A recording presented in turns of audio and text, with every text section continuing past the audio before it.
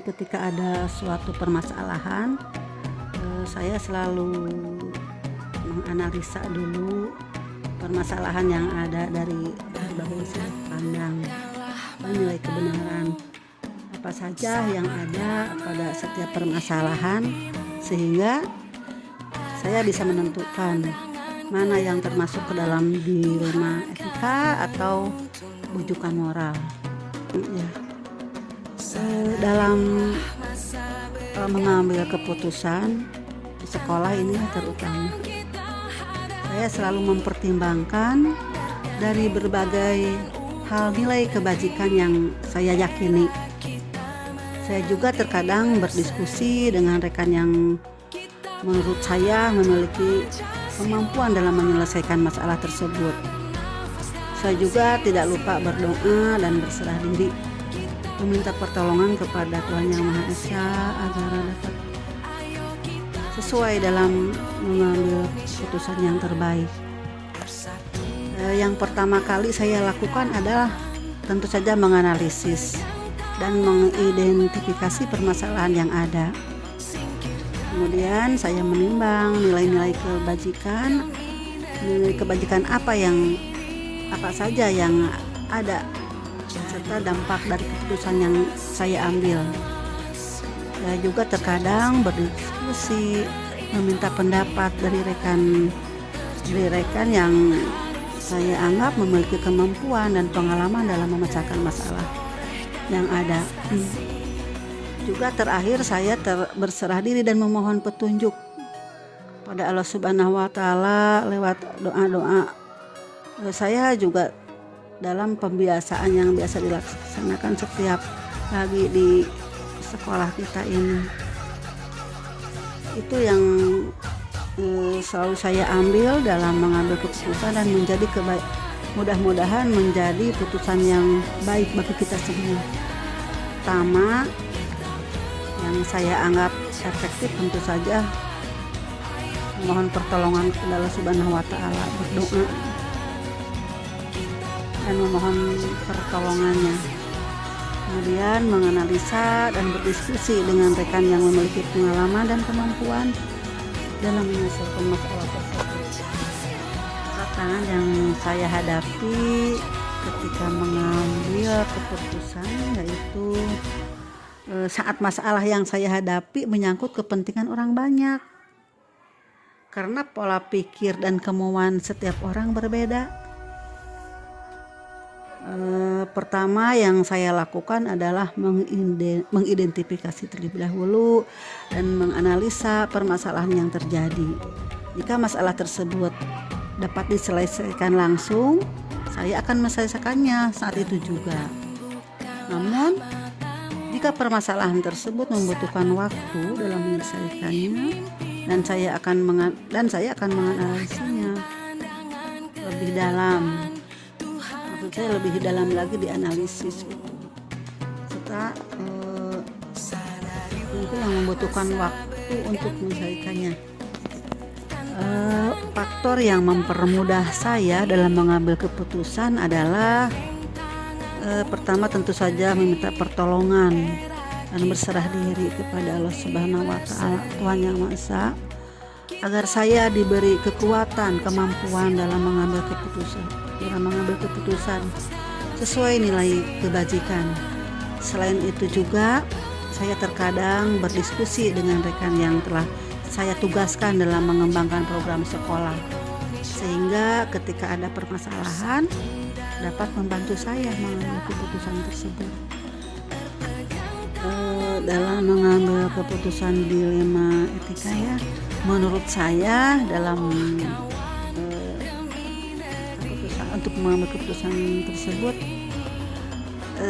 ya harus mengidentifikasi dan menganalisa permasalahan yang ada terlebih dahulu. Nilai kebajikan yang kita yakini menjadi salah satu faktor yang dapat mempengaruhi keputusan tersebut. Berserah diri dan berdoa tentu saja kepada Allah Subhanahu wa Ta'ala, Tuhan Yang Maha Esa.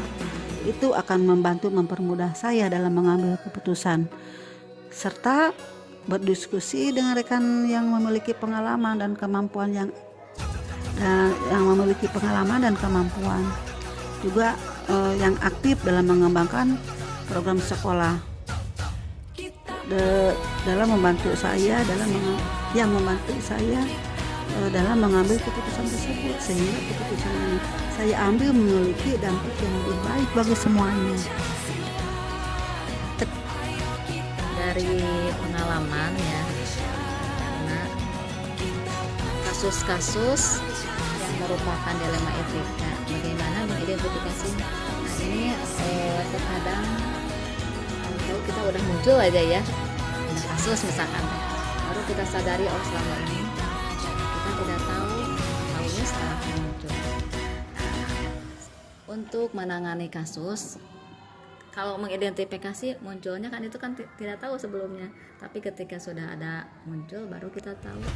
Nah kalau saya yang hadapi itu tidak langsung bertindak ya, jadi untuk diam dulu itu harus, tapi diam dalam rangka berpikir mengenai masalah tersebut, berpikir ini awalnya dari mana dan akses ke depannya ketika kita mengambil keputusan itu akan bagaimana. Itu yang kita laksanakan untuk pengambilan keputusan di sekolah ya. Untuk kasus yang dua kepentingannya yang sama-sama benar atau sama-sama mengandung nilai kebajikan, saya biasanya berkoordinasi dengan rekan yang lainnya. Bagaimana kita ada masalah tapi dua-duanya hampir memiliki bobot yang sama. Terutama ini dengan rekan-rekan yang sudah memiliki pengalaman begitu, baik itu guru yang senior ataupun guru yang junior juga, ketika pernah mengalami masalah tersebut atau pernah menghadapi masalah yang sama, itu saya jadikan juga sebagai rujukan.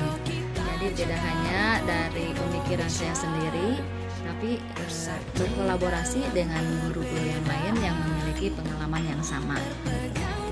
Nah, nanti setelah menyerap berbagai informasi, berbagai pengalaman dari rekan, baru saya analisis mana nih yang lebih banyak kebaikannya ketimbang kemudarotannya, baik itu dari teman ataupun dari rekan yang lain.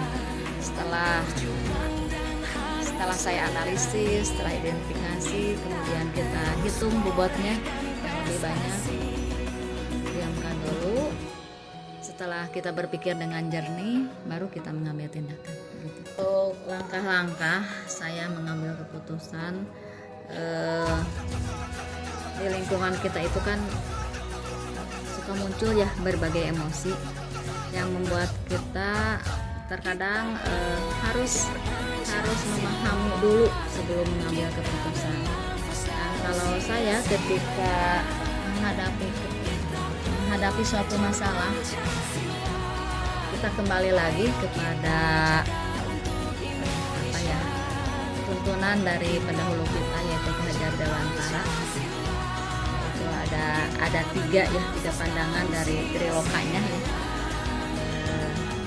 Yang tiga itu adalah Imam Kusutiwodo, kemudian nah itu saya jadikan pedoman begitu ketika saya menjabat sebagai pemimpin dalam mengambil keputusan. Yang selama ini dianggap efektif dalam mengambil keputusan pada kasus dilema etika itu karena ketika kita mengambil keputusan itu dapat dipengaruhi oleh nilai-nilai yang kita percayai begitu kan. Nilai-nilai tersebut itu secara kodrat tertanam dalam diri kita. Nilai-nilai kebajikan itu sebetulnya sudah ada ya dalam diri kita. Nah, sebagai umat beragama, segala amal perbuatan kita sekecil apapun itu kelak akan dipertanggungjawabkan. Nah, itulah yang dijadikan dasar oleh saya, yang merupakan tantangan dalam pengambilan keputusan dilema etika itu ketika kita berbenturan dengan nilai agama yang menyangkut sangat banyak ya.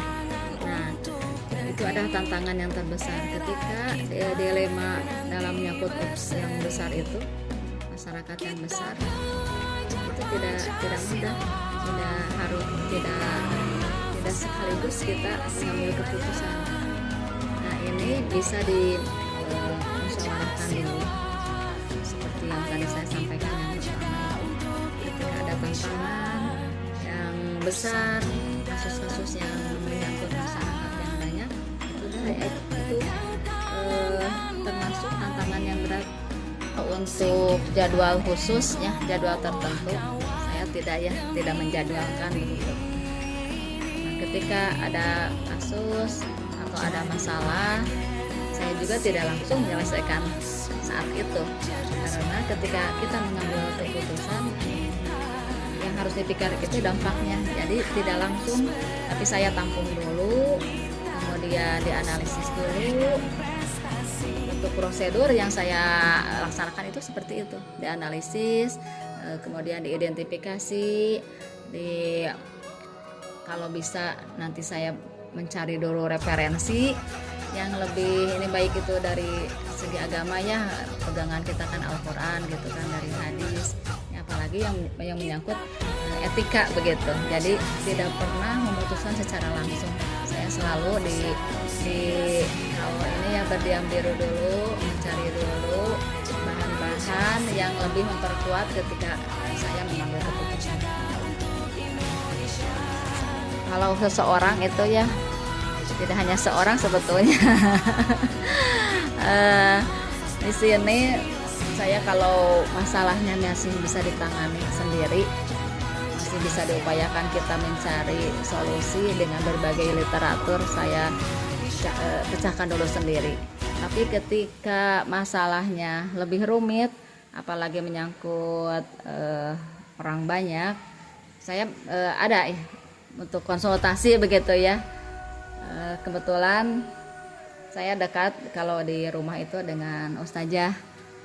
Jadi kalau yang menyangkut etika, moral, saya sering bertanya begitu, tapi tidak langsung nih saya punya masalah, tidak gitu, secara tidak langsung disampaikan masalah, lumayan ya ada pencerahan begitu. Atau dari segi kedinasan ada juga ya, tidak lepas saya berkonsultasi ketika masalah itu tidak bisa dipecahkan sendiri dengan pengawas begitu, dengan ibu pengawas. Selama ini dari yang telah saya sampaikan tadi ya, pembelajaran yang bisa dipetik oleh saya dalam mengambil keputusan dilema etika, yaitu saya lebih banyak pengalaman dari masalah orang lain juga begitu. Banyak juga pengalaman sebagai ibroh ya. Tidak harus kita yang mengalami, tapi itu jadi pembelajaran ketika pengalaman orang lain jadi pembelajaran bagi diri saya secara pribadi.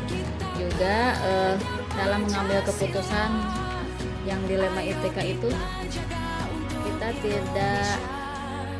tidak harus segera memutuskan ketika itu, tapi harus dipikirkan terlebih dahulu, karena setiap konsekuensi apa yang kita ambil itu ada hal yang harus diredam, ada hal yang tidak harus muncul ke permukaan, yang harus kita tutupi dan harus kita bina. Makanya ketika menyangkut dengan etika begitu, itu kembali lagi kepada kita, tanggung jawab saya sebagai pemimpin, apalagi pemimpin dalam pembelajaran ya, gitu. Yang telah diberi amanah menjadi sebaik-baiknya, amanah itu harus dilaksanakan, dan itu adalah konsekuensi segala masalah, itu konsekuensi dengan tugas sehari-hari saya sebagai kepala sekolah begitu ya.